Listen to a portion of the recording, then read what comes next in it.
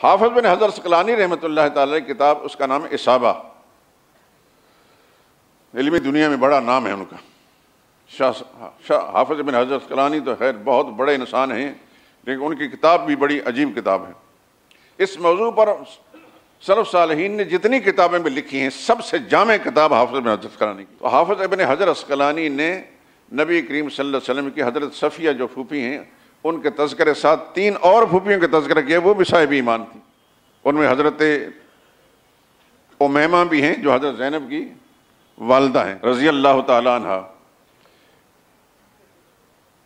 ایک پھوپھی رسول اللہ صلی اللہ علیہ وسلم کی، ان کا نام اروہ ہے رضی اللہ تعالی عنہ۔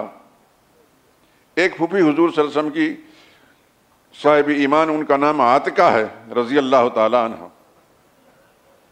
تو میں بڑا سوچتا رہا کہ یہ حضرت صفیہ کو مسلمان قرار دیا جاتا، باقی کسی کے ایمان کا تذکرہ نہیں ہوتا۔ پھر جو لوگ اس کا تذکرہ کرتے ہیں تو اس میں محمد بن اسحاق ایک مورخ گزرے ہیں، اس کا نام بات لے لی۔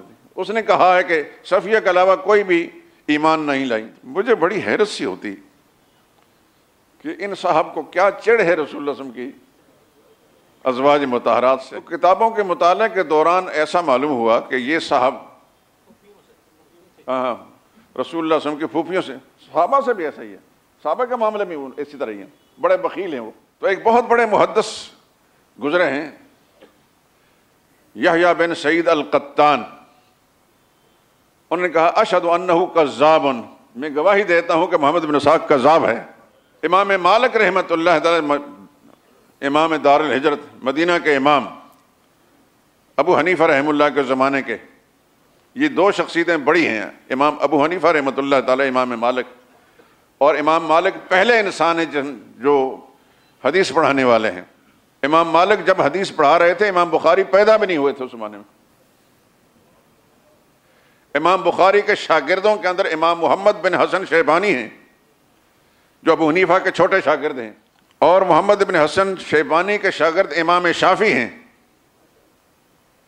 اور امام شافعی کے شاگرد امام احمد بن حنبل ہیں، اور امام احمد بن حنبل یہ امام بخاری کے استاد ہیں۔ یہ اتنا فرق ہے۔ تو امام مالک رحمۃ اللہ تعالی علیہ جو بہت بڑے فقیہ بھی تھے اور محدث بھی تھے، خدا کی ارب و رحمت نازل ہو ان پر۔ اتنا ادب تھا، مدینے میں رہتے تھے کہ رسول اللہ صلی اللہ علیہ وسلم کے اس شہر کے اندر جوتے پہن کر نہیں چلتے تھے۔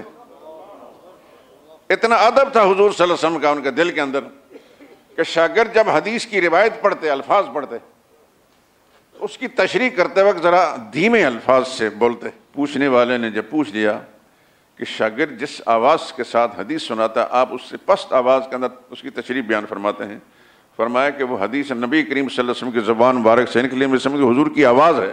تو قرآن میں فیصلہ ہے اللہ کا، لا ترفعوا اصواتکم فوق صوت النبی، اپنی آوازوں کو نبی کی آواز سے اونچا مت کرو۔ تو میں سمجھتا ہوں کہ وہ جو حدیث کے الفاظ پڑھے ہیں اور وہ ہو بہو رسول اللہ صلی اللہ علیہ وسلم کے بول ہیں نبی کریم صلی اللہ علیہ وسلم کو، میں سمجھتا ہوں کہ وہ آواز ہے پیغمبر کی، اس واسطے اپنی آواز کو میں پس رکھتا ہوں۔ تو امام مالک رحمۃ اللہ تعالی علیہ جن کا میں تذکرہ کر رہا ہوں، ان کی شخصیت کا، وہ محمد بن اسحاق کے بارے میں فرماتا ہے دجال من الدجاجلہ، دجالوں میں سے دجال ہے۔ مورخ تھا لیکن عقیدہ بڑا گندا تھا۔ تفصیلات چھوڑتے ہیں ہم، اتنی بات کرنی تھی کہ سیدہ صفیہ کو مسلمان مانا اور باقی 3 پھوپھیوں کے ایمان کا کیوں انکار کیا؟ تو اس میں ان کے عقیدے کے میں کچھ اس کے اثرات تھے۔ بہرحال اللہ کا شکر ادا کرتے ہیں کہ ہمارے جیسے بالکل ناکارہ قسم کے لوگوں کو بھی اللہ تعالیٰ نے حقیقت حال تک رسائی کی توفیق بخشی ہے۔